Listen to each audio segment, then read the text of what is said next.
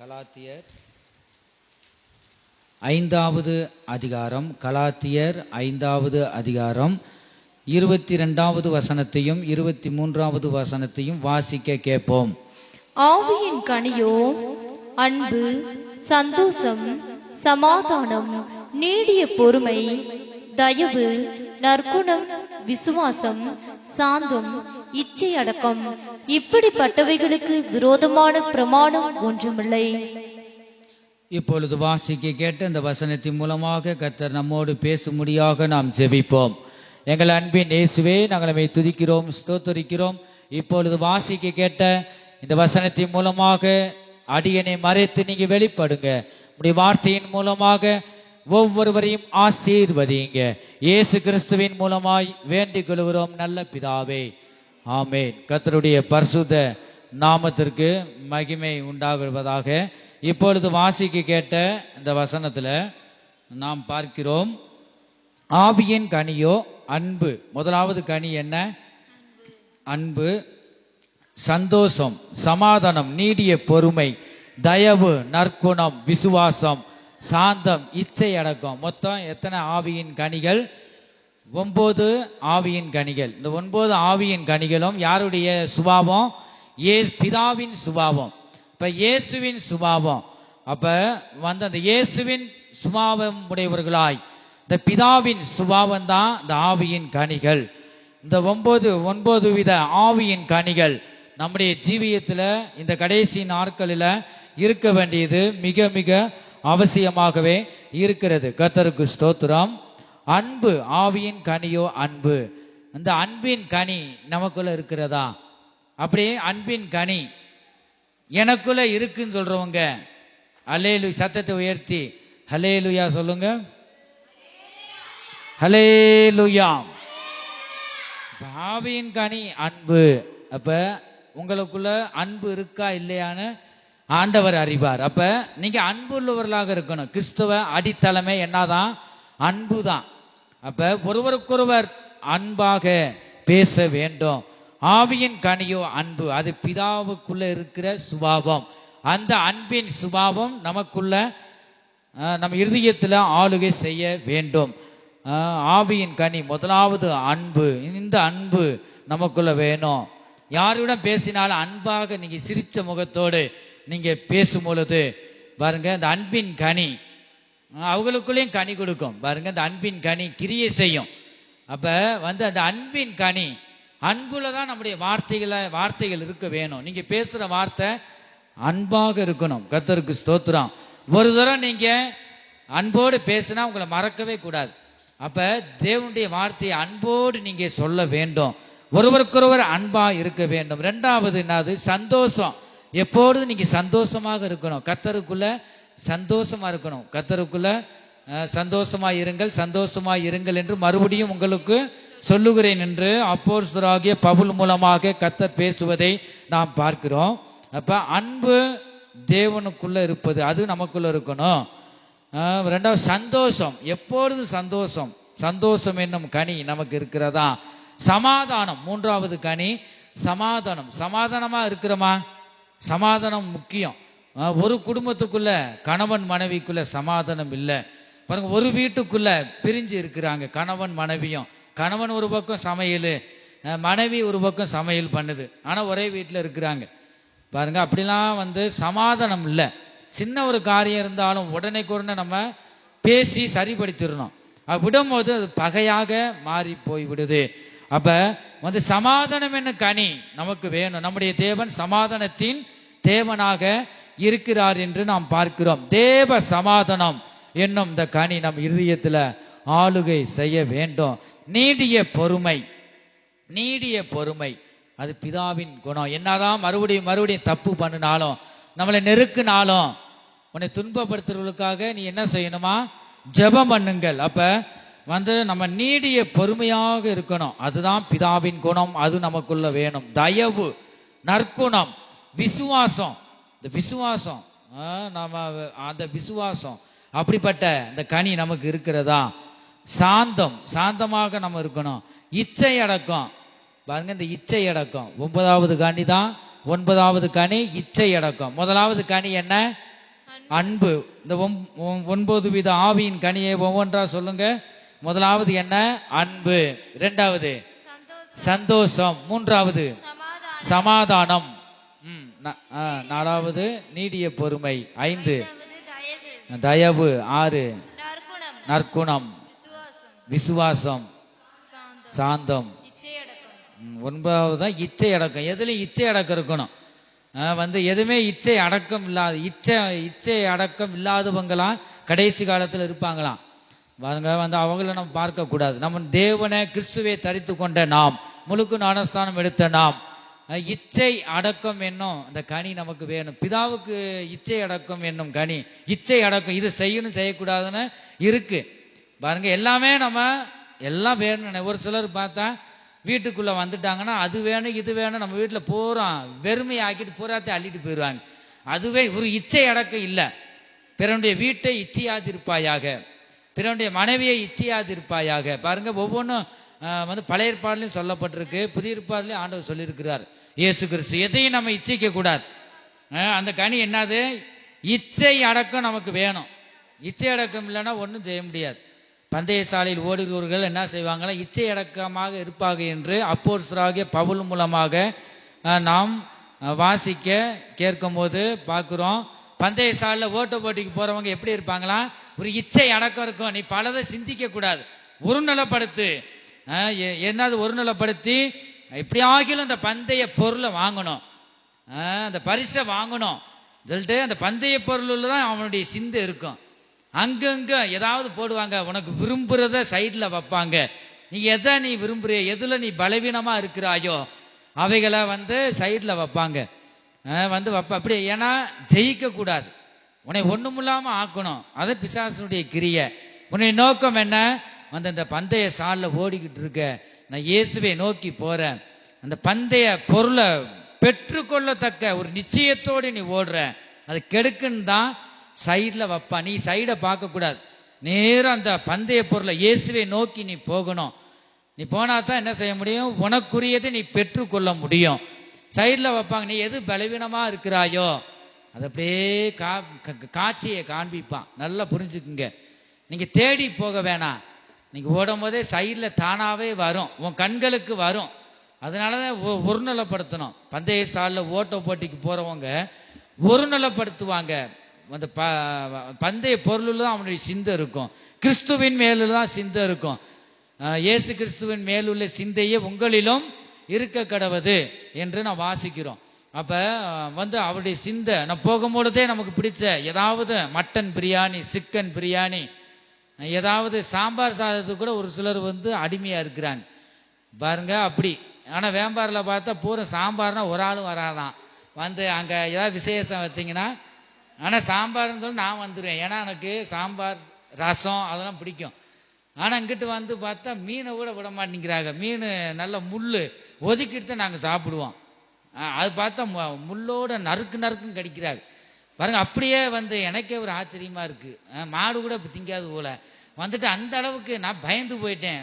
சிக்கிக்கிறதோ தொண்டையில குத்திடுதோ ஒண்ணுமோன்னு பாருங்க. அந்த அளவுக்கு நல்ல மொறுன்னு வச்சு அப்படியே. ஆனா கவிச்சேன்னு போட்டாதான் இங்க வருவாங்களா? நான் கேள்விப்பட்டேன். கல்யாணம்னா விசேஷம் வச்சுட்டா கவிச்ச காமிக்கணும். மீனோ கறியோ மட்டனோ சிக்கனோ கோழியோ எதுன்னு தெரியாது, ஆனா கவிச்ச இருக்கணும். அப்படி கேள்விப்பட்டேன் பாருங்க. அப்படிப்பட்டவங்களை பந்தய சாலில் ஓடுங்கன்னு விட்டா சைட்ல ஒரு மட்டன் சிக்கன் மட்டன் பிரியாணி இருந்துச்சுன்னா அந்த சிந்தையிலேயே இருக்க அந்த பொருளை எனக்கு வேணும், இப்போதைக்கு எனக்கு பசி தான், பசி தான் சொல்லிட்டு டக்குன்னு எடுத்து என்ன செஞ்சிருவோம், வாயில போட கிளம்பிடுவோம். அங்க தோத்து போயிடுவோம், நம்முடைய லட்சியம் போயிடும். அதனால நீ பெற்றுக்கொள்ளத்தக்க ஒரு நிச்சயத்தோடு ஓடணுமா. அப்ப ஒரு சிலர் அதுக்கு அடிமையாக இருப்பாங்க, எல்லாரும் நான் சொல்லல. ஆனா அப்படிதான் அந்த சகோதரன் சொன்னார் என்கிட்ட.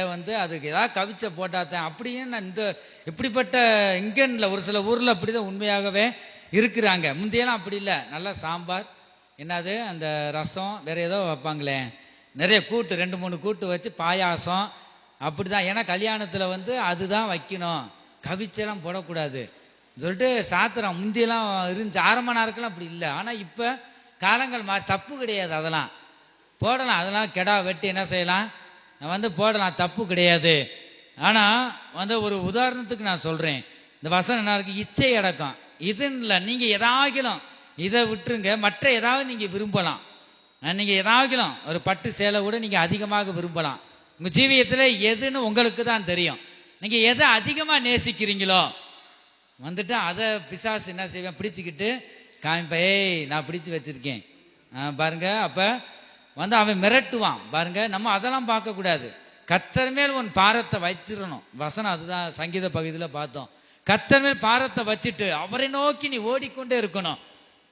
எதுவுமே அவனு சிந்த அங்கங்கும் பார்த்தீங்கன்னா வந்து நான் விழுந்து போயிடுவான். ஊழியக்காரலையோ விசுவாசிகளையோ யாரையும் நீ பார்க்க கூடாது.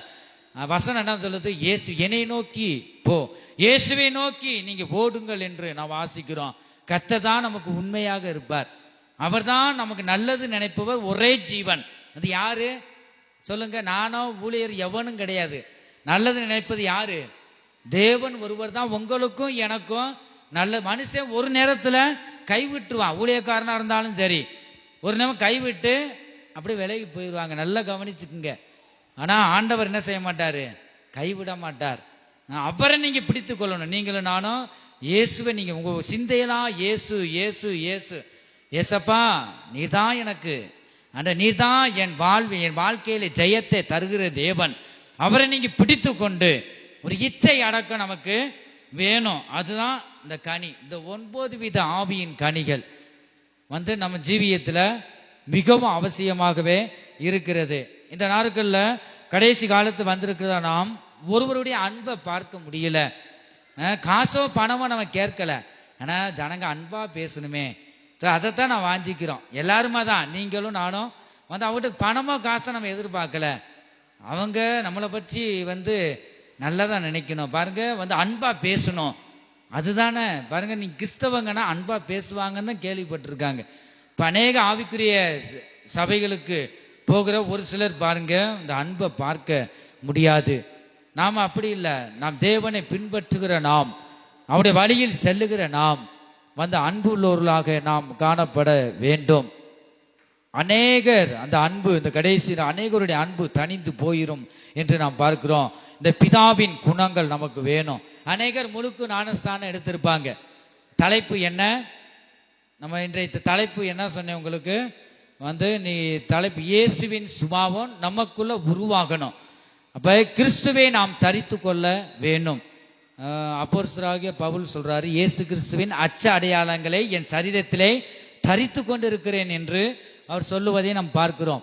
இயேசுவின் சுபாவம் நமக்கு வேணும். ஒரு இடத்துல பார்க்கிறோம் வந்து சுபாவ அன்பு இல்லாதவர்களாக இருப்பாங்களாம் கடைசி நாட்கள்ல. அப்ப சுபாவ அன்பு இல்லாதவர்களாய், இணங்காதவர்களாய், தாய் தகப்பமாருக்கு கீழ்ப்படியாதவர்களாக இந்த கடைசி நாட்கள் இருப்பாங்களாம். அப்ப இயேசுவின் சுபாவம் நமக்குள்ள வேணும். நம்ம எத்தனோ வருஷம் போகலாம், 50 வருஷம் 20 வருஷம் ரட்சிக்கப்பட்ட அடுத்த நிமிஷமே நீ ஆண்டவருடைய பிள்ளை. உன் சுபாவம் மாறப்படணும் பாருங்க. கிறிஸ்து உனக்குள்ள வந்துட்டா, முழுக்கு ஞானஸ்தானம் எடுத்துட்டா, கிறிஸ்துவே நீ தரித்து கொள்ளுகிறாய். உனக்குள்ள இருக்க பழைய சுபாவம் வெளியே போயிடணும். கிறிஸ்துவை நீ தரித்து கொள்ள வேண்டும். கிறிஸ்துவின் சுபாவம் நமக்குள்ள இருக்கா? ஆனா இருக்குன்னா இந்த செயல்பாட்டுல நாம் காமிக்கணும். கிறிஸ்துவை நீங்க தரித்து கொண்டா கிறிஸ்து வெளிப்படுவார். அப்ப கிறிஸ்து வெளிப்படுவதற்கு நீங்க ஒப்பு கொடுக்கணும். பழைய மனுஷனை நீங்க கலைத்து விட்டாச்சு. அதுக்கு பிறகு என்ன செய்யக்கூடாதான்? வந்து நீங்க அந்த எண்ணத்துக்கு போகக்கூடாது. கிறிஸ்துவே நீ தரித்து கொண்டு இருக்கிறீங்க. கிறிஸ்து எனக்குள்ள இருக்கிறார். இயேசு கிறிஸ்து எனக்குள்ள வாசம் செய்கிறார். ஆகவே அவர் நமக்குள்ள இருக்கிறபடியினால இந்த அன்பின் கனி, சாந்தம், சமாதானம், இந்த சொல்லப்பட்ட அந்த 9 வித ஆவியின் கனிகள் நமக்குள்ள இந்த கடைசி நாட்கள்ல கிரியை செய்ய வேணும். இயேசு கிறிஸ்துவின் சுபாவம் நமக்குள்ள என்ன செய்யணுமா? காணப்பட வேண்டும் என்று இந்த கால வேளையில கர்த்தர் பேசுகிறார். ஒரு சிலருக்கு பார்த்தா கோபம் பயங்கரமா வரும். நம்ம நினைச்சுக்கலாம் பிதாவின் சுபாவம் அவங்களுக்குள்ள இல்ல, ஆவியின் கனி இல்ல. ஒரு சிலர் அவசரப்பட்டு கோபப்படுவாங்க. அப்ப அவங்களுக்கு நீடிய பொறுமை இல்லை. அது மூலமாக நாம் தெரிந்து கொள்ளலாம் நாம் கிறிஸ்துவின் குணம் உடையவர்களாக இருக்கிறோமா. நாம் ரட்சிக்கப்பட்டிருக்கோம், தேவ ஆலயத்துக்கு வந்திருக்கிறோம், நல்லதுதான். ஏன்னா நமக்குள்ள ஒரு மாற்றம் உண்டாகணும். உங்களுக்குள்ள மாற்றம் பேரை சொல்லணும். இந்த போறாங்க, இந்த போறாவாரு வந்து ஆண்டவுடைய பிள்ளைப்பா, அந்த காலத்துல அப்படி பாவம் செஞ்சுக்கிட்டு இருந்தா அதுக்கு முன்னாடி. இப்ப என்னன்னு தெரியல, அப்படி இருந்த இப்படி மாறிட்டாளே, இப்படி மாறிட்டானே, ஏதோ ஒரு மாற்றத்தை நான் பாக்குறேன் அப்படின்னு யார் சொல்லணும்? உங்க உன் வீதியில வந்து இன்னாரு பேர் சொன்னா, ஏய் அவனா, அவன் கர்த்தருடைய பிள்ளைப்பா சொல்லுவாங்களா? சொல்லணும் பாருங்க. அப்படி சொன்னாதான் நீங்க என்ன செய்றீங்க? நல்ல ஒரு சாட்சி உள்ள ஜீவியம் செய்யறீங்க. இயேசுவின் சுபாவம் உங்களுக்குள்ள இருக்குன்னு அர்த்தம், ஆவியின் கனி இருக்குன்னு அர்த்தம். ஒவ்வொரு வீதியிலையும் வந்து ஆண்டவர் வந்து பார்ப்பார். நீங்க நினைக்கிற மாதிரி இல்ல, ஆண்டவர் விசாரிப்பார். ஊழியக்கார் மூலமாக இன்னாரு சம்பந்தமெல்லாம் வருவாங்க, இன்னாரு வீடு தெரியுமா விசாரிப்பாங்க. அவங்களாப்பா, ஏய் அது கர்த்தருடைய பிள்ளைப்பா, நல்லா அன்பா பேசும் அந்த சகோதரி சொல்லிட்டு எந்த நேரத்திலும் ஆண்டவர் வர சொல்லுவார். அவர் வீதிக்கு நான் வருவேன், அந்தந்த வீதி கேட்பேன் பேரை, அவங்க தெரியுமா அவங்கள பத்தி, அவங்க வீடு எங்கன்னு நான் கேட்பேன். அப்ப அவங்க பூரா சொல்லுவாங்க, அவங்களா பாருங்க. அப்படி நல்லதை சொல்லணும். அப்ப அந்த அளவுக்கு நம்ம ஜீவியத்தில் என்ன இருக்கணுமா? மாற்றங்கள் உண்டாக்கணும். அநேகர் ஊழியர்களுக்குள்ள, இப்ப நான் சொல்ற வார்த்தை ஊழியர்களுக்கும் விசுவாசிகளுக்கு தான். அநேகர் ஊழியர்களுக்குள்ள என்ன இல்ல? அன்பு இல்ல, ஒரு மாற்றம் இல்ல, ஒரு உண்மையான மனம் திரும்புதல் இல்ல. ஏதோ கடமைக்கு ஊழியத்தை செஞ்சுக்கிட்டு இருக்காங்க, அவ்வளவுதான். ஏன்னா வந்து ஒரு உறுதியோடு இல்ல, ஒரு இச்சை அடக்கத்தோடு இல்ல. ஒருத்தர் சொன்னா என்ன சொல்றாங்கன்னு கேட்டு புரிஞ்சு கொள்ளுவ தன்மை இல்ல. மனசுல எதோ நினைச்சு அதை அப்படியே பகைய வளர்த்துக்கிட்டு போறவங்க தான் இருக்கிறாங்க பாருங்க. விசுவாசிய ஊழியர்களோ இந்த அன்பின் கனி அநேகருக்கு இல்லைன்னு தான் ஆண்டவர் இந்த கால வேளையில பேசுகிறார். அப்ப நமக்குள்ள ஒரு மாற்றம் உண்டாகணுமா இல்லையா? அதுக்கு முன்னாடி ஒரு குடிகாரன், மோசமான குடிகாரன், நீங்க கேள்விப்பட்டிருக்கீங்க. இயேசுவை ஏற்றுக்கொண்டு முழுக்க நாடஸ்தானம் எடுத்த பிறகு வெள்ளையஞ்சலமா போறான்ப்பா, ஏய் அவனா அப்படி இருந்தான், இவன் பரவாயில்ல. இதுதாங்க ஆண்டவர் விரும்புகிறார். உனக்குள்ள ஒரு மாற்றம் இருக்கா? உனக்குள்ள மாற்றம் காணப்படும் என்றால் கிறிஸ்துவை நீ தரித்து கொண்டிருக்கிறாய். உன்னை குறித்து பக்கத்திலேயோ எங்கும் சாட்சியா இருக்கணும். கடைசி பரியந்தமும் எனக்கு நீங்களே சாட்சிகள். பாத்தீங்களா, நம்ம ஆண்டவருடைய நாமம் மகிமைப்படும்படி நம்ம சாட்சி சொல்லணும், அவ்வளவுதான். ஆனா நம்ம குறித்து யாரு சொல்லணும்? வந்து அந்நிய ஜனங்கள் சொல்லணும். அவங்க சாட்சி, நம்மளை பார்த்து அவங்க ரட்சிக்கப்படணும். நீ இயேசுவை குறித்து நீ சொல்ல வேண்டிய அவசியம் இல்லை.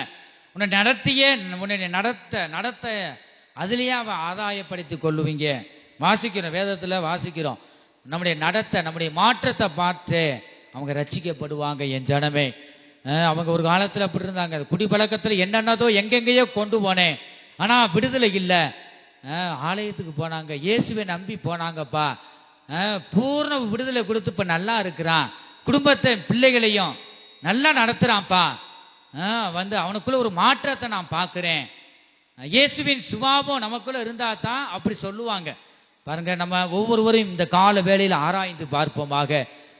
நமக்குள்ள ஒரு மாற்றம் இருக்கிறதா? இயேசுவின் சுபாவம் நமக்குள் உருவாக வேண்டும் என்று நாம் பார்க்கிறோம். அநேக காரியங்கள் இருக்கு, நேரம் இல்லாததுனால கர்த்தருடைய வார்த்தையை கவனிப்போம். கர்த்தருக்கு ஸ்தோத்திரம். 2 தீமோத்தேயு 3வது அதிகாரம் 3வது வசனத்தை நான் வாசிக்கும் பொழுது, நமக்குள்ள மாற்றம் இந்த கடைசி நாட்கள்ல மிக மிக அவசியமாக இருக்கிறது. வாசிப்போம். அன்பில்லாதவர்களாயும் இணங்காதவர்களாயும் சுபாவம் அன்பு இல்லாதவர்களாக இருப்பாங்களா? யாரு? ஆவியின் கனி இல்லாதவங்க. இணங்காதவர்களாயும் அவதூறு செய்கிறவர்களாயும் இச்சை அடக்கம் இல்லாதவர்களாயும் கொடுமையுள்ளவர்களாயும் நல்லோரை பகைக்கிறவர்களாயும் துரோகிகளாயும் துணிகரம் உள்ளவர்களாயும் இருமாப்புள்ளவர்களாயும் தேவ பிரியராயிராமல் சுகபோக பிரியராயும் தேவ பக்தியின் வேஷத்தை தரித்து கொண்டு அதன் பலனை மறுதளிக்கிறவர்களாயும் இருப்பார்கள். முதலிருந்து வாசி. சுபாவ அன்பில்லாதவர்களாயும். சுபாவ அன்புள்ளாதவர்களா இருப்பாங்களா? எப்ப இருப்பாங்க? இந்த கடைசி காலத்தில். நம்ம இருக்கிற கடைசி காலங்க, கடைசி முனையில நான் நின்று கொண்டு இருக்கிறோம். ஆகவே நீங்க யாரையும் பார்க்க கூடாது, கர்த்தரை நோக்கி நீங்க போகணும். நீங்க பாத்தீங்கன்னா சோர்ந்து போயிருவீங்க. உங்களை குறித்து 1008 குறை சொல்லுவாங்க. ஆனா அதுவுமே ஆண்டவர் தான், பிசாச அனுமதி கேட்டுதான் வந்திருக்கோம். நீங்க சோர்ந்து போறீங்களா? நான் அதுல நீங்க ஜெயிக்கணும். ஒரு மனிதனுக்கு எது நீ பலவீனம் உனக்குள்ள இருக்கு, எதை நீ அதிகமா நேசிக்கிறாயோ அதுதான் உனக்கு முன்பாக, அதுல நீ ஜெயிக்கணும். ஒவ்வொரு மனிதனுக்கும் ஒவ்வொரு காரியத்தை கொடுத்துப்பார், நிறைய கொடுக்க மாட்டார் பாருங்க. அதுல நீ ஜெயிக்கணும். இயேசு கிறிஸ்து மாமிசத்தையும் உலகத்தையும் ஜெயித்தவராக இருக்கிறார். அது மாதிரி வந்து நம்ம ஜெயிக்கணும். எதாகிலும் இச்சை அடக்கம் உனக்கு இல்லையா, அன்பு இல்லையா, நீ அன்பு உள்ளவளா இருக்கணும். வேற எதுவும் 8 கனியும் உனக்குள்ள இருக்கலாம், ஆனா அன்பு இல்லைன்னா அங்க போக முடியாது. நீ அன்பு உள்ளவளா இருந்து, அன்பு உள்ளவனா இருந்து இதுல நீ ஜெயிக்கணும். பாருங்க, அதுதான் வந்து நம்ம அதிகமா நம்ம தருவது அல்ல ஆண்டவர். பாருங்க, அதை நோக்கி இருக்கணும். கடைசி காலத்துல என்ன இருக்காதான், சுபாவ அன்பை பார்க்க முடியாது. இணங்காதவர்களாயும் எதுக்குமே இணங்க மாட்டாங்க. யாராகிலும் சொன்னா அவங்களுக்கு கீழ்ப்படிவாங்க. ஆனா வந்து நம்ம கர்த்தருடைய நமக்காக தயவாய் கொடுத்த ஊழியர்களுக்கு கீழ்ப்படிய மாட்டாங்க. எல்லா காரியங்களும் கீழ்ப்படியணும். கர்த்தருடைய ஆலயத்தில் உள்ள வேலைகள் எல்லாவற்றையும் மனப்பூர்ணமாக செய்ய வேண்டும் என்று ஆண்டவர் பேசுகிறார். அந்த கடைசி நாட்கள்ல என்ன செய்ய மாட்டாங்களாம், இணங்க மாட்டாங்களாம். அவதூறு செய்கிறவர்களாயும் அவதூறு செய்கிறவர்களாக இருப்பாங்களாம். இச்சையடக்கம் இல்லாதவர்களாயும். பாத்தீங்களா, கலாத்தியர்ல வாசித்த அந்த 9வது கனி இச்சை அடக்கம். இதே இங்க என்ன வருது, இச்சை அடக்கமே இருக்காதான். வாசி மறுபடியும் அதை, இச்சை அடக்கம் இல்லாதவர்களாயும். ஒரு இச்சை அடக்கம் இல்லாதவர்களாக இருப்பாங்க. கொடுமையுள்ளவர்களாயும், கொடுமைக்காரனா இருப்பாங்க. நல்லோரை பகைக்கிறவர்களாயும், நல்லவங்களை பகைக்கிறவர்களாக இருப்பாங்க. துரோகிகளாயும். துரோகி பாத்துங்க, சபையில துரோகம், ஒரு குடும்பத்துல துரோகம், வேற என்னன்னதான் ஆண்டவர் மன்னிச்சிருவாரு. இந்த துரோகம் பண்றவர்களை ஒருபோது என்ன செய்ய மாட்டாரு, கர்த்தர் மன்னிக்கவே மாட்டார். பாருங்க, வந்து அழுது புலம்புனா ஒருவேளை ஆண்டவர் மன்னிப்பார். அப்ப துரோகம் எங்கெங்க துரோகம், குடும்பத்திலையும் சபையிலையும் துரோகி, கடைசி காலத்தில் துரோகியாக மாறிடுவாங்க. துணிகரம் உள்ளவர்களாயும், துணிகரமாக பேசுவாங்க. இருமாப்புள்ளவர்களாயும், தேவ பிரியராயிராமல் சுகபோக பிரியராயும், தேவ பக்தியின் வேஷத்தை தரித்து அதன் பலனை மறுதளிக்கிறவர்களாயும் இருப்பாங்க. இப்படிப்பட்டவர்களை நீ விட்டு விலகு. இப்படிப்பட்டவர்களை விட்டு நம்ம என்ன செய்யணுமா, விலகு. அது எவனாக இருக்கட்டும், ஊழியக்காரனா விசுவாசி, அவர் பெரிய ஊழியக்காருப்பா, நீ அதை நினைச்சானே நீ விழுந்து போயிருவ. அவங்களுடைய ஆவி உன்னை பிடிச்சுக்கிறோம். அதெல்லாம் நீ கடைசி காலத்துல தப்பித்து கொள்ள இயேசுவை மட்டும் பார்த்து நீ ஓடணும். சத்தியத்தையும் அறிவீர்கள், சத்தியம் உங்களை விடுதலையாக்கும். சத்தியத்தை நீங்க பிடிச்சுக்கிறணுங்க. நாம என்ன செய்யணும், ஒவ்வொரு ஊழியனும் விசுவாசிகளும் சத்தியத்தை பிடிச்சுக்கிறணும். வந்து சத்தியம்தான் உன்னை விடுவிக்க முடியும். அங்க போனா வந்து விடுதலை கிடைக்கும், 4 மாவடி போனா விடுதலை கிடைக்கும். ஏன்னா உன் நம்பிக்கை வீண் போகக்கூடாதுன்னா ஆண்டவர் சுகம் தராரு, உனக்கு விடுவிக்கிறார். வேற என்னது, சத்தியம்தான். அது கூட என்னது, விடுதலை கிடைக்கும், ஆனா நிரந்தரமான விடுதலை கிடைக்காது. ஏன்னா எது உனக்குள்ள போகணும், சத்தியம் போகணும், தேவ வார்த்தை உனக்குள்ள போகணும். வந்து தேவன் தான் உனக்கு பாதுகாப்பு, அவர் தான் காவல். பாருங்க, நமக்குள்ள தேவ வார்த்தை தான் தேவனா இருக்கிறார். யோவான் சுவிசேஷத்துல பாக்குறோம். இந்த தேவன் உனக்குள்ள வாசம் செஞ்சா உன்னுடைய ஆவி, ஆத்மா, சரீரத்துக்கும் உன் குடும்பத்துக்கும் உன் பிள்ளைகளுக்கும் அவர் காவலாக இருப்பார். ஒவ்வொரு மனிதனுக்குள்ளும் தேவனுடைய வார்த்தை, இந்த சத்தியம், தேவனுடைய சத்தியம் இருதயத்துல ஆளுகை செய்யணும். அதுதான் எல்லா பாவ கட்டுகளையும் உடைக்கும், பாவ கயிறுகளே அறுத்து போடும். ஆகவே வந்து தேவனுடைய சத்தியத்தை நம்ம அறிந்து கொள்ளணும். அநேகர் போறோம் பாருங்க, ஊழியர்கள் வந்து நமக்கு கரங்களை வைக்கிறோம். எங்களுடைய கரங்களுக்கு மேலாக என்ன, இயேசுவின் கரம் வைக்கப்படுது. அதான் உண்மை. உங்க தலையில கரங்களை வைக்கிறோம். நமக்கு சுயமா வச்சா உங்களுக்குள்ள இருக்கிற ஒரு சில ஆவிகள் ஏன் உள்ளத்துல அப்படியே ஏறிடும். நல்லா கவனிச்சுக்குங்க. கரண்டா தொட்டா என்ன செய்யும், கையை வச்சு தொடுங்க, பிடிச்சு என்ன செய்யும், சரீரமே வந்து நம்மளை கொன்றும். நல்லா கவனித்துக்கிறணும். வந்து ஒருவர் தலையில வச்ச அடுத்த நிமிஷத்திலே யாருடைய கரம் வைக்கப்படுது, இயேசு கிறிஸ்துவுடைய கரங்கள் எங்களுடைய கரத்துக்கு மேல வைக்கப்படுது. அதான் உண்மை. பாருங்க, அதனாலதான் வந்து நாங்க ஒரு கருவிதான், அவ்வளவுதான். நம்முடைய தேவன் ஆவியா இருக்கிறார். அவருடைய கரங்களை வைக்கப்படுறது எத்தனை பேர் பார்த்திருக்கீங்க? அநேகர் பார்த்திருக்கிறாங்க. பாருங்க, அப்படி வந்து நம்ம தலையில வச்சு ஜெபிக்கும் போது எங்களுடைய கரத்துக்கு மேலாக தேவனுடைய கரம் வைக்கப்படுது. அதனாலதான் நீங்க விடுவிக்கப்படுறீங்க, இந்த ஜெபம் கேட்கப்படுது. ஆகவே நீங்க ஆவியானவர் தான் நம்பணும். இன்னார்கிட்ட போனப்பா தலையில கரத்தை வச்சு விடுதலை ஆகிருச்சு, அவங்க பேரை விளம்பரமாக்கி விட்டுருவாங்க. விளம்பரமாக்கி அவங்க விழுந்து போயிடுவாங்க, பெருமை வந்துடும். இப்ப நான் வச்சது நான் பெரியவன், அப்ப என் பேரு உலகம் எங்கும் புகழப்படுது. இப்ப கடைசியில யாரு, தேவன் தான் புகழப்படணும். நாம் மறைஞ்சு ஜீவிக்கணும். நாம் இருக்கிற இடமே தெரியக்கூடாது. ஒரு சிலர் வந்து அங்க செஞ்சாலும் வந்து சொல்ல மாட்டாங்க. ஊழியத்துக்கு ஏதாயிலும் செஞ்சா சொல்ல மாட்டாங்க. சின்ன ஒரு காரியத்தை கொடுத்துட்டு ஒரு 1000 ரூபா கொடுத்துட்டு 1000 ரூபா கொடுத்தேன்னு என்ன செஞ்சிடறாங்க, உலகமே பரப்பி விட்டுறாங்க. அது இங்கேயே உன்னுடைய மகிமை பலன் எல்லாம் இங்கேயே முடிஞ்சிடும். நீ செய்யறது தெரியக்கூடாது என்று மத்தேயு சுவிசேஷத்துல பார்க்கிறோம். நீ தர்மம் செய்யும் போதும் காணிக்க கொடுக்கிறது வலது கை கொடுக்கறது இடது கை தெரியக்கூடாது. அப்ப தெரியக்கூடாதுன்னா எப்படி? கசக்க கூடாது. ஒருத்தரெல்லாம் பார்த்து சுருட்டி வந்து மடக்கி அது குடுப்பமா வேணாமா, கஞ்ச பிசினாரி அவன் நல்லா சாப்பிடுவானா என்னன்னு தெரியல வீட்டுல பாருங்க, அவ்வளவு கசக்கி ஒரு நாள் காமிச்சாதே நீங்க நம்புவீங்க. ஒரு சில நேரங்களில் அடிக்கடி வராது, எப்பயாவது ஒரு தூரம் வருது. அது யாரு போடுறாங்கன்னு நான் பாக்குற காரியம் எனக்கு இல்லை பாருங்க, யாருன்னு தெரியல, யாரோ ஒருவர் வந்து அது போடுறாங்க. அநேகர் கூட்டங்கள் வரும்போது அந்த மாதிரி வருது. விடுதலை முகாம் வைக்கிறோம் பார்த்தீங்களா, எங்கெங்கேயோ வருவாங்க. இது என்னன்னு தெரியல, ஒவ்வொரு வாரம் இதை நான் பார்ப்பேன். கசக்கி ஒரு பக்கம்னா 2 கிழிஞ்சு தொட்டா அப்படியே அதுவும் கலண்டுரும் போலுக்கு 2 அப்படி 10 ரூபா தாள்.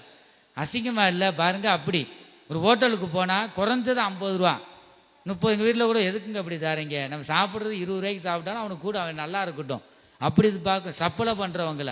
நம்முடைய தேவன் சப்பலை பண்றவரா பாருங்க. நம்முடைய தேவன் வந்து தேவாதி தேவன், பூமியும் அது நிறைவும் அவருடையது. அவர் தேவைப்பட்ட நம்மகிட்ட கேட்கணும்ல, என்ன அது அப்படி நீதியா இருக்கு.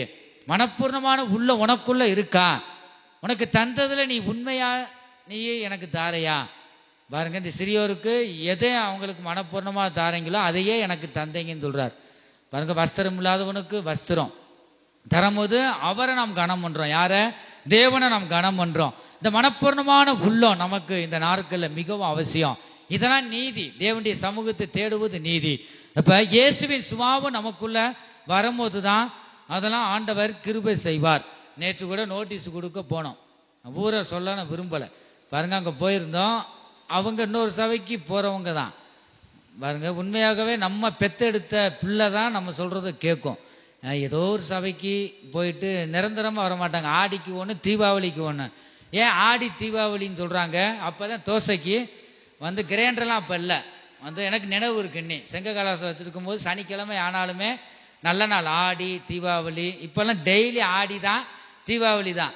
அப்போ மாவு ஆட்டுவோம் தோசைக்கு போட்டு, அன்னைக்கு தான் மட்டன் குழம்பு வச்சு தோசைக்கு நல்லா இருக்கும் பாருங்க. அப்படி வைப்பாங்க, நல்லா ருசியாகவும் இருக்கும்.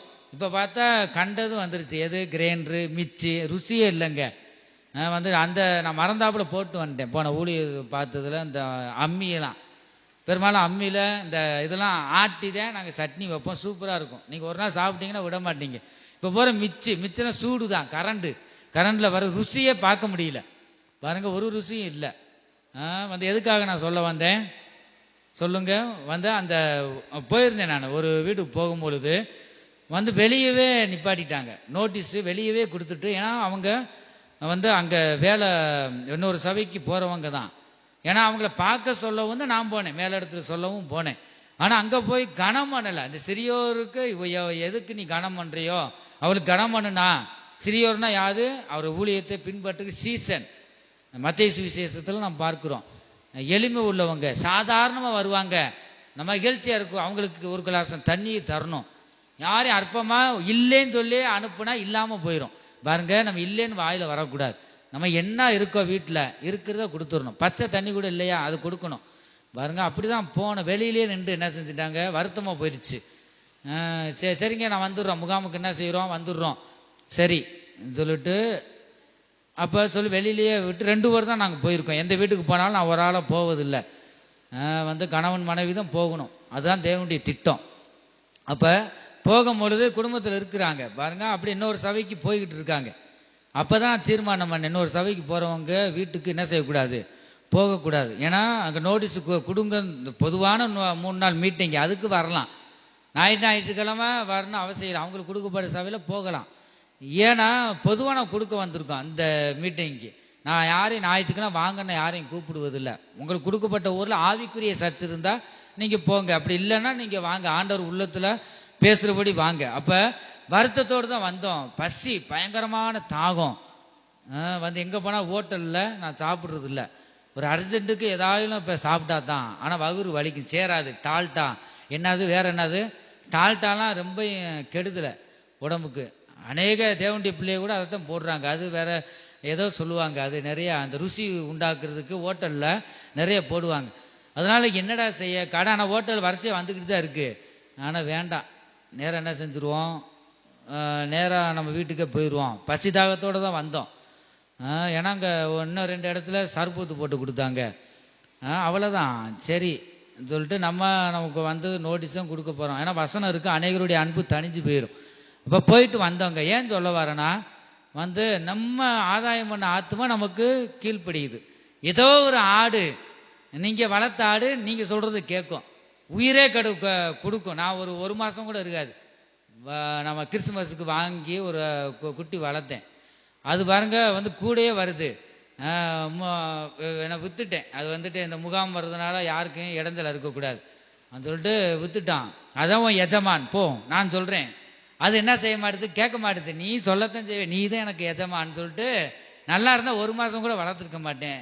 அவ்வளவு அன்பா ஓடி வரும், கை காலெல்லாம் நக்கும் பாருங்க, நாய்க்குட்டி மாதிரி அந்த ஆட்டுக்குட்டி. நான் சொல்றது அவ்வளவு பாசமா இருக்குங்க, மேலேயே விழுகும், மேலே வந்து மடியில படுத்துக்கிறோம். அவ்வளவு அன்பா இருந்த அந்த பாருங்க, 1 மாசம் கூட வளர்த்துருக்க மாட்டேன். ஆனா சின்ன குட்டி, நான் சொல்றது ஒரு 5 கிலோ இருக்கும். அதனால வந்து பெரிய ஆடு வளர்த்தாலும் நாங்கள் பழகிக்கிறோம். ஏன்னா ரொம்பையும் வந்து இன்னொரு ஆடு வளர்த்த ஆடுகளை வளர்த்த என்னாலும் சொன்னாலும் கேட்காது. என்னையா பாஸ்டரையா நீங்க உங்க பின்னாடியே ஓடி வருது சொல்லிட்டு. ஆனா வந்து அங்க கொஞ்சம் எட்டத்துலன்னா கத்திக்கிட்டு தான் இருந்திருக்கும் பாருங்க. எல்லாமே ஏங்குதுங்க. இந்த கிண்ணி கோழி ஒன்று வளர்க்குறோம், அதுவுமே விட மாட்டுது. அங்க போய் விட்டா நடு ராத்திரில வந்து கதவுக்கு தட்டி தட்டி கத்த கிளம்பிருச்சு. கதவை துற, நான் வரணும், என்னை தனியா விட்டுட்டேன் சொல்லிட்டு அது மனசுல வச்சு, அது பேசத்தான் தெரியாது, மற்ற எல்லா அறிவும் இருக்கு, ஓடி வந்துருச்சுங்க சின்னதுல இருந்து வளர்த்ததுனால. என்னடா இனிமே எதுவுமே நம்ம என்ன செய்யக்கூடாது, வளர்க்கக்கூடாது. ஏதாவது விசுவாசிய ஆடு மாடு வளர்க்குற விசுவாசி இருப்பாங்க, ஆனா நம்ம சபையில இல்லை. வந்து அப்படி வந்து நம்ம அந்த நேரத்தில் ஏதாவது நம்ம அடிச்சுக்கலாம், ஏதாவது பிரியாணியோ ஏதோ போட்டுக்கலாம். ஏன்னா வளர்க்கக்கூட தீர்மானம் பண்ணிட்டேன். ஏன்னா அன்பு அதிகமாக அன்பு வச்சிருது, நம்ம எங்களை விட்டு பிரியறதுக்கு மனசு இல்லை, அப்படிதான் இருக்கு பாருங்க. ஆகவே நாம் என்ன செய்யணும், அது போலவே நாம் என்ன செய்யணும், கர்த்தர் மேல் நாம் அன்பு வைக்கணும். ஒரு ஜீவன் பாருங்க, இதுவுமே ஒரு ஆடே இப்படி இருக்குமானா நம்ம கர்த்தர் மேல் நம்பிக்கை வச்சிருக்கணும். அதான் தீர்மானம் பண்ண, ஆண்டவரே ஆத்மாவை காமிங்க. நம்ம சொந்தமா ஆதாயம் பண்ண ஆத்மாக்கள் இங்க வந்திருக்கிறதுலாம் சொந்தமா ஆதாயம் பண்ணதுதான், யாருமே அறிமுகப்படுத்தினாலும் இங்க இல்லை. அறிமுகப்படுத்தினால இன்னொரு சபைக்கு போறதுக்கு சொன்னபடி கேட்காத அடங்காத ஜனம், அங்கேயும் போக மாட்டுது, அந்த சபைக்கும் போக மாட்டுது, இங்கேயும் அப்படி இருக்கு. அப்படிப்பட்ட ஜனம் தான். அதான் நான் அங்க ரசிக்கப்பட்டு எந்த சபையில ரசிக்கப்படுறோமோ அதுல இருப்போ சொல்லிட்டு பாருங்க. சொந்தமா நம்ம ஆத்மாக ஆதாயம் பண்ணணும். நான் மாத்திரம் நீங்களும் இங்க வந்திருக்கிற ஒவ்வொரு விசுவாசிகளும் நீங்க கனி கொடுக்கணும். மிகுந்த கனிகளை தரும்போது பிதாவானவர் மகிமைப்படுவார். ஆகவே நாம் இந்த கடைசி காலத்தில் வந்திருக்கிறோம். தேவன் மேல் அந்த அளவுக்கு அன்பு இருக்கு. ஆண்டவரே அவரே வந்து நம்ம விட்டு விலக மாட்டாரு.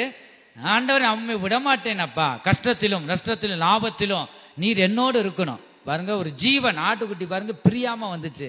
அப்பதான் நான் நினைச்சேன், அந்த அளவுக்கு நாம் இயேசு கிறிஸ்துவின் மேல அன்பு வைத்து நாம் பிடித்து கொள்ளணும். இயேசு கிறிஸ்துவை கெட்டியாக பிடித்து கொள்ளணும். அவர் நமக்குள்ள இருந்தா ஒருபோதும் நம்ம சோர்ந்து போக மாட்டோம், நாம் பலவீனப்பட்டு போக மாட்டோம். இந்த கடைசி காலத்தில் வந்திருக்கிறோம், தேவனுக்கு பிரியம் உள்ளவர்களாக நாம் காணப்பட வேண்டும்.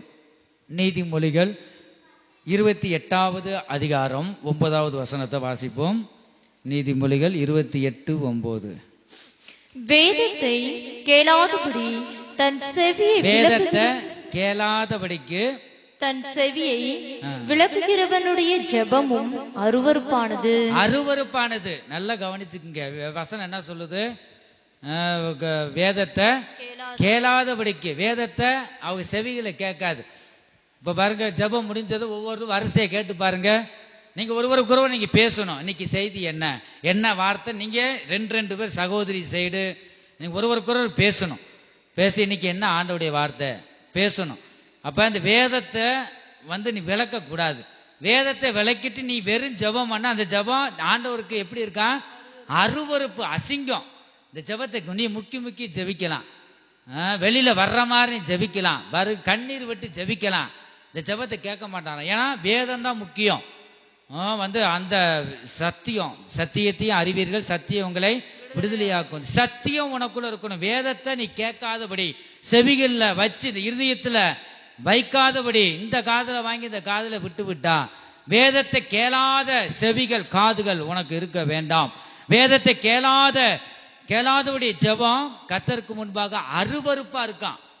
எவ்வளவு அசிங்கமா இருக்குன்னு பாருங்க. ஆனபடியே நீங்க ஜெபிக்கிறதுக்கு முன்பாக ஒரு வசனம் மனப்பாடம் கூட நீங்க பண்ணணும். இப்ப கர்த்தருடைய வார்த்தையை நீங்க எந்த அளவுக்கு கேட்டிருக்கீங்கன்னு பார்ப்போம்.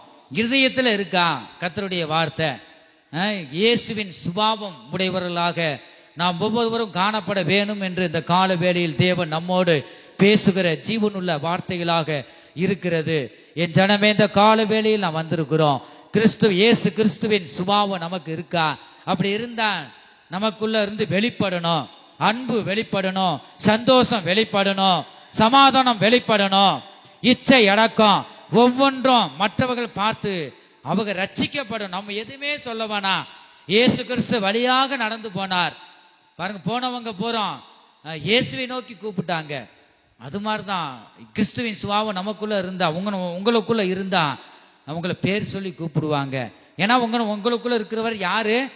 தேவன், விடுவிக்கிற தேவன். உலகத்தில் உள்ளவனிலும் உங்களில் இருக்கிறவர் பெரியவர். அவர் உள்ள இருக்கிறார் பாருங்க. அதுதான் உண்மை. பிசாசு பாருங்க கதறுது, உருளுது. ஏன் போது? யார பார்த்து? நம்முடைய சரீரத்தை பார்த்தா போது. நமக்குள்ள இருக்கிற ஆவியானவரை பார்த்து அதால இருக்க முடியல. நான் போறேன், என்னை விடு விடு. கர்த்தருடைய ஆவி நமக்குள்ள வெளிப்படும் போதுதான் பாருங்க அந்த ஆவிக்கு தெரியும். நமக்கு இருக்கு, நமக்கே ஒரு சிலருக்கு தெரியாது. நமக்குள்ள இருக்கிற பரிசுத்த ஆவியானவர் இருக்காரா இல்லையா? ஏன் எனக்கு மட்டும் சோதனை வருது? நீங்க சோர்ந்து போய் இப்படி இருக்கலாம், ஆனா வெளிப்படல உங்களுக்குள்ள இருந்து. இந்த பரிசுத்த ஆவியான வெளிப்படுவதற்கு நாம் முதலாவது இடம் கொடுக்கணும். இந்த ஆவியானவர் வெளிப்படும் போது பிசாசு கதறும். நம்ம நினைப்போம் நம்மளை பார்த்துதான் போதுடா, உயரந்தரமா இருக்கும் போதுன்னு நம்ம நினைப்போம். அப்படி இல்லை. நமக்குள்ள இருக்கிற இந்த பரிசுத்த ஆவியானவர் அவரை பார்த்து அதால இருக்க முடியல, போகுது, அதான் உருளுது புரளுது. அப்ப பரிசுத்த ஆவியானவருக்கு ஒருவன் ஒப்பு கொடுக்கும் போது சபையிலேயோ குடும்பத்திலேயோ எல்லாம் பிசாசுடைய கிரியைகள் அகன்று ஐயோ போறேன் வந்து ஓடிரும் பாருங்க. அப்ப ஆவியானவருக்கு நாம் ஒப்பு கொடுக்கணும், பரிசுத்த ஆவியானவருக்கு ஒப்பு கொடுக்கணும். கர்த்தரே ஆவியானவர், கர்த்தருடைய ஆவி எங்கேயோ அங்கே விடுதலை உண்டு. அப்ப கர்த்தருடைய ஆவியினால நான் நிரப்பப்பட்டாதான் ஒரு காரியத்தை நாம் ஜெயிக்கணும்னு சொன்னா, மாமிசத்தின்படி நீங்க பேசுங்க, கதறுங்க, கெட்ட வார்த்தையை பேசி, ஒரு சிலர் அப்படிதான் பலவித வார்த்தை அடிப்பாங்க, கொலை செய்வாங்க, ஆனா ஒன்னும் செய்ய முடியாது. அந்த பிரச்சனைக்கு தீர்வு வராது, தொடர்ந்து வந்துகிட்டு இருக்கோம். இந்த காரியத்தையும் ஜெயிக்கணும்னா நீங்க என்ன செய்யணும்? ஆவியிலே நிறைந்து நீங்க ஜெபிக்கணும் என்று வேதத்துல வாசிக்கிறோம். ஆவியிலே நிறைந்து ஜெபிக்கணும். கர்த்தர் மேல் நம்பிக்கை விசுவாசம் வைத்து ஜெபிக்கும் போதுதான் நீங்க பண்ற விண்ணப்பத்துக்கு உயிர் உண்டாகும். அதுதான் உண்மை, உயிர் உண்டாகும். அதுதான் இயேசு கிறிஸ்து பாருங்க, நம்மள களிமண்ணினால சிருஷ்டித்து அவருடைய சாயலாய் சிருஷ்டித்து, அது வரைக்கும் சும்மாதான் இருந்துச்சு, உயிர் இல்லை. அவருடைய ஜீவ சுவாசத்தை ஊதினார். அதுக்கும் பிறகுதான் என்னுடைய சுவாசம் இந்த களிமண்ணுக்குள்ள போவதாக பாருங்க. ஆண்டவர் வந்து அப்படி அதனாலதான் உயிர் அடைந்தான் ஆதாம். ஜீவ சுவாசம் தான் நமக்குள்ள, வேற ஒண்ணும் இல்லை. இந்த ஆவி இல்லைன்னா ஒண்ணும் இல்லை. நம்ம அப்படி ஜீவ சுவாசத்தும் தேவ ஆவி நமக்குள்ள நிரம்பி இருக்கு. ஆனபடினால வந்து தேவ ஆவியில நாம் ஜெபிக்கணும். நீ இன்னைக்கு எதை குறித்து ஜெபித்தாலும் வேதத்தை வாசித்து, கர்த்தரே ஆவியானவர், கர்த்தருடைய ஆவி எங்கேயோ அங்க விடுதலை உண்டு. உங்களுக்கு தெரிஞ்ச வசனம், ஒவ்வொருவரும் வசனங்களை மனப்பாடமா வச்சிருக்கணும். ஒவ்வொரு வசனமும் வரிசையை சொல்லுங்க. வசனம்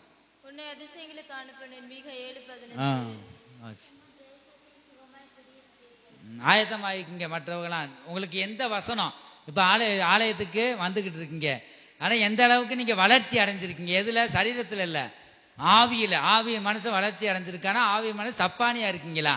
ஆனா இப்ப தெரிய போகுது.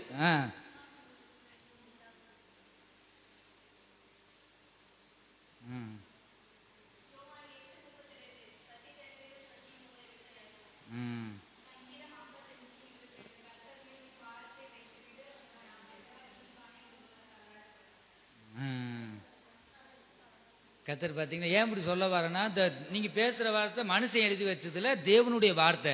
இந்த வார்த்தை நீங்க உங்க உதடுல உச்சரிக்கும் போது விடுதலை கிடைக்கும். அதுதான் நானே எவ்வளவு முயற்சி பண்றேன். ஆண்டவரே ஆராதனை பக்கத்துல விடுதலை ஆக்க மாட்டாங்களா, ஒவ்வொன்றும் நீ பேசிக்கொண்டு இருக்கும்போது விடுதலை ஆக மாட்டாங்களா, நானே இவ்வளவு பிரயாசப்பட்டா அவர் சும்மா இருப்பாரா? அது அவருடைய வார்த்தை உங்களுக்குள்ள வரும்போது நிச்சயமாக விடுவிக்கப்படுவீங்க. சொல்லலாம், பிள்ளைகள்லாம் தெரிஞ்சவங்க சொல்லலாம், கட்டாயம் இல்லை. ஏன்னா நீங்க மனசுல வசனத்தை கொண்டு வரணும். உங்களுக்கு கொடுக்கப்பட்ட வாக்குத்தத்த வசனம் எல்லாம் கொடுத்துருக்கேனே, அதாகிலும் சொல்லலாம். ஏதாவது ஒரு வசனம் உங்களுக்குள்ள இருக்கா? வசனம் சொல்லுங்க. அப்படி இல்லைன்னா பார்த்தாவது நீங்க சொல்லணும்.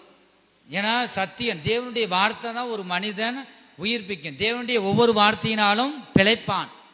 இயேசு கிறிஸ்து சொல்றாரு பாருங்க, வசனத்தை கொண்டு, வசனம் பட்டயம், பட்டயத்தை வச்சு பிசாசை வெட்டணும். நம்ம சாதாரண கத்தியை வச்சு வெட்டுறது இல்ல. வசனம் சொல்ற பட்டயம். பட்டயம் என்னது? கத்தி, பெரிய கத்தி, பட்டயம். இந்த வசனத்தை கொண்டு பிசாசை இயேசு கிறிஸ்து ஜெயித்தார். ஆனபடினால சொல்லாதவங்க சொல்லுங்க, அவ்வளவுதானா? இந்த வசனம் நமக்குள்ள இருக்கணும். அப்ப அந்த சத்தியம் நம்மளை விடுவிக்கும். ஆனபடினா அந்த கால வேளையில் நாம் வந்திருக்கிறோம். இயேசுவின் சுபாவம் நமக்குள்ள வேணும். ஒரு இக்கட்டு நேரத்தில் நம்ம இருக்கும்போது தேவனுடைய வசனத்தை கொண்டு நீங்க சொன்னீங்கன்னா பிசா, ஐயோ நான் ஓடி போறேன்ப்பா, என்ன என்னை வெட்டிக்கிட்டே இருக்கா.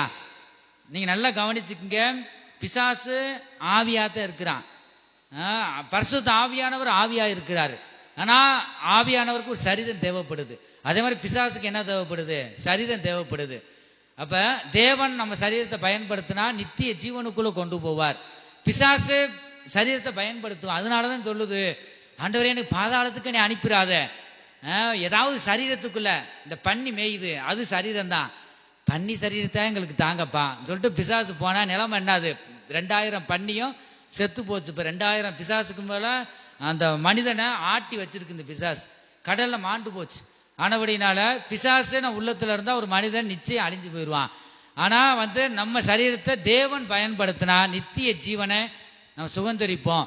ஆண்டவர் சொப்பனத்தின் மூலமா பேசுவார். உனக்குள்ள இருந்து ஒரு அதிசயங்களை அவர் காண செய்வார். ஆகவே இந்த வேளையில தேவனை நோக்கி நாம் பார்ப்போமாக. இந்த மத்தியான வேளையில எல்லாரும் எழுந்து நின்று இந்த சர்வ வல்லமையில தேவனை நோக்கி நாம் பார்ப்போம். இயேசுவே, உம்முடைய சுபாவம் என்னில் உருவாக, ஆண்டவர் என்னில் உருவாகணுமாப்பா, நீ கிருபை செய்யுங்க என்று நாம் அவரை நோக்கி நாம் கூப்பிடுவோமா? ஒவ்வொருவரும் நாம் ஒப்பு கொடுப்போமாக. இயேசுவே, உம்முடைய சுபாவம் என்னில் உருவாகட்டும். உம்முடைய சுபாவம் எனக்குள்ள ஆண்டவரே உருவாகட்டும் அப்பா. கிறிஸ்துவை, இயேசு கிறிஸ்துவை ஆண்டவரே நான் தரித்து கொள்ள வாஞ்சிக்கிறேன். என்னில் இருக்கிற பழைய மனுஷன் ஒளிந்து போவதாக. கிறிஸ்துவின் புதிய மனுஷன் ஆண்டவரே கிறிஸ்துவாகிய இயேசுவை நான் தரித்து கொள்ளட்டும். என்னுடைய கண்கள் உம்மை காணட்டும். என் செவிகள் உம்முடைய சத்தத்தை கேட்கட்டும். ஆண்டவரே, எனக்குள்ள ஒரு மாற்றத்தை தாங்க என்று நான் கேட்போமா? இயேசுவின் சுபாவத்தை நாம் தரித்து கொள்ள இந்த வேளையில கர்த்தர் ஒவ்வொருவருக்கும் உதவி செய்வாராக. கர்த்தருக்கு ஸ்தோத்திரம். இயேசுவின் சுபாவமே நம்மில் உருவாக, இயேசுவின் சுபாவமே நம்மில் உருவாக, இந்நேரமே தாழ்த்துவோ கடைசி நிமிஷமும் கைவிடா நம்மையே, கடைசி நிமிஷமும் கைவிடாத நிருபமாகுவோம், மாதுயனை துதித்து பாடுவோம், மாதுயரை துதித்து பாடுவோம் மிஞ்சும் மிஞ்சுமே. இயேசுவின் சுபாவமே நம்மில் உருவாக, இயேசுவின் சுபாவமே நம்மில் உருவாக, இன்னும் தாழ்த்துவோம். அன்பின் ஆழத்திலே அனுதினம் செல்லுவோம், அன்பின் ஆழத்திலே அனுதினம் செல்லுவோம், மன்னோர்க்கு நல் நிருபமாகுவோம், மன்னோர்க்கு நல் நிருபமாகுவோம். இயேசுவின் சுபாவமே நம்மில் உருவாக, இயேசுவின் சுபாவமே நம்மில் உருவாக, இந்த நேரமே தாழ்த்துவோம், அன்பின் ஆழத்திலே அனுதினம் செல்லுவோம், அன்பின் ஆழத்திலே அனுதினம் செல்லுவோம், மன்னோர்க்கு நல் நிருபமாகுவோம், மன்னோர்க்கு நல் நிருபமாகுவோம். அன்பின் இயேசுவின் சுவாபமே நம்மில் உருவாக. இயேசு கரங்களை தட்டி ஆமென். வல்லமை வல்லமை இந்த நிறமை தாழ்த்துவோம். அன்பின் ஆழத்திலே அனுதினம் செல்லுவோம். அன்பின் ஆழத்திலே அனுதினம் செல்லுவோம். மன்னோர்க்கு நல் நிருபமாகுவோம். மல்லோர்க்கு நல் நிருபமாகுவோம். அன்பின் ஆழத்திலே அனுதினம் செல்லுவோம். அன்பின் ஆழத்திலே அனுதினம் செல்லுவோம். மன்னோர்க்கு நல் நிருபமாகுவோம். மன்னோர்க்கு நல் நிருபமாகுவோம். அன்பின் ஆழத்திலே அனுதினம் செல்லுவோம். அன்பின் ஆழத்திலே அனுதினம் செல்லுவோம். மன்னோர்க்கு நல் நிருபமாகுவோம். மன்னோர்க்கு நல் நிருபமாகுவோம். அன்பின் ஆழத்திலே அனுதினம் செல்லுவோம். வல்லமை வல்லமை வல்லமை ஓ மன்னோர்க்கு நல் நிருபமாகுவோம். மன்னோர்க்கு நல் நிருபமாகுவோம். மன்னோர்க்கு நல் நிருபமாகுவோம். மன்னோர்க்கு நல் வல்லமை வல்லமை வல்லமை தேவ வல்லமை இயேசுவே ஆண்டவரே நீ விடுவிக்கிற தேவனே இயேசு கிறிஸ்துவின் சுபாவம் எங்களை உருவாக்கப்படட்டும். எங்களுடைய கண்கள் உண்மை காணட்டும். எங்களுடைய செவிகள் உண்மை உடைய சத்தத்தை கேட்கட்டும். வல்லமை வல்லமை ஆண்டவரே இயேசுவின் சுபாவம் இயேசுவின் சுபாவம் எங்களில் உருவாகட்டும். இயேசு கிறிஸ்துவை தரித்துக் கொள்வாயாக. ஆமென் ஆமென் ஆமென். இயேசு கிறிஸ்துவை நாம் தரித்துக் கொள்வோமாக. வல்லமை வல்லமை வல்லமை தேவ வல்லமை தேவ வல்லமை. கரங்களை தட்டி தட்டி இயேசுவே ஆண்டவரே உம்முடைய சுபாவம் எனக்குள்ள உருவாகட்டும் என்று அவரை நோக்கி கூப்பிடு. ஆமென் ஆமென். ஹல்லேலூயா ஹல்லேலூயா. முடிவு வரையும் நம்மை நடத்த வல்லவர். மரண பரியந்தமும் உன்னை நடத்த வல்லவர். ஹல்லேலூயா ஆமென். எங்கள் அன்பின் இயேசுவே நாங்கள் உம்மை துதிக்கிறோம் ஸ்தோத்திரிக்கிறோம். பாடல் பகுதியும் ஆராதனை பகுதியும் ஆசீர்வதித்தீர். எங்களோட பேசின தீர்க்க தரிசன வார்த்தைகளுக்காக ஸ்தோத்திரம். ஜீவனுள்ள சாட்சிகளுக்காக ஸ்தோத்திரம். ஆண்டவரே இப்பொழுது நீர் எங்களோடு பேசின உம்முடைய தேவ வார்த்தைகளுக்காய் உம்முடைய வார்த்தைகளுக்காய் ஜீவனுள்ள வார்த்தைகளுக்காய் ஸ்தோத்திரம் அப்பா. ஆண்டவரே இயேசு கிறிஸ்துவின் சுபாவத்தை ஆண்டவரே சுபாவம் எங்களில் உருவாக வேண்டும் என்று நீர் எங்களோடு பேசினீர். உண்மை நாங்கள் ஒவ்வொருவரும் தரித்து கொள்ள ஏசப்பா ஆவியானவரே நீங்கள் எங்களுக்கு உதவி செய்யுங்க. நீங்க வந்து ஒவ்வொரு இதயத்திலும் ஆளுகை செய்ய முடியா வாசம் செய்ய முடியா ஜெபிக்கிறோம். இங்க வந்திருக்கிற ஒவ்வொருவரையும் நீங்க ஆசீர்வதிங்க கர்த்தாவே. என்ன மனதோடு வேண்டிக் கொண்டு வந்தார்களோ ஆண்டவரை எல்லா கவலைகளும் மறந்து தேவ சமாதானத்தோடு அவங்களை நீங்க வழி நடத்த முடியா ஜெபிக்கிறோம். ஒவ்வொருவருக்கும் ஆண்டவரே நீங்கள் ஒவ்வொருவருக்கும் நீ ஜெயத்தை கட்டளையிட முடியா ஜெபிக்கிறோம். இயேசுவே வந்திருக்கிற பெரியோரையும் சிறியோரையும் ஒவ்வொருவரையும் நீங்க ஆசீர்வதிங்க ஆண்டவரே. உடைய வருகை எந்த நேரம் இருக்குமானாலும் சந்திக்க ஒவ்வொருவரையும் ஆயத்தப்படுத்துங்க. ஒவ்வொரு மேலும் உடைய பாதுகாப்பு காணப்படட்டும். உடைய வார்த்தையின் மூலமாக ஆசீர்வதித்து ஒவ்வொரு ஜீவியத்தை ஒரு மாற்றத்தை நாங்கள் காணட்டும். தொடர்ந்து ஒவ்வொரு பிள்ளைகளையும் பாதுகாத்துக் கொள்ளுங்க. இயேசு கிறிஸ்துவின் மூலமாக வேண்டிக் கொள்கிறோம் பிதாவே ஆமென். என் ஆத்துமாவே கர்த்தரை ஸ்தோத்திரி. என் முழு உலமே அவருடைய பரிசுத்த நாமத்தை ஸ்தோத்திரி. என் ஆத்துமாவே கர்த்தரை ஸ்தோத்திரி. அவர் செய்த சகல உபகாரங்களையும் மறவாதே ஆமென். கர்த்தராகிய இயேசு கிறிஸ்துவனுடைய கிருபையும் தேவனுடைய அன்பும் பரிசுத்த ஆவியினுடைய ஐக்கியமும் அவருடைய பாதுகாவலும் நம்ம அனைவரிடம் கூட என்றென்றைக்கும் சதா காலங்களிலும் இருப்பதாக ஆமென். அல்லேலூயா.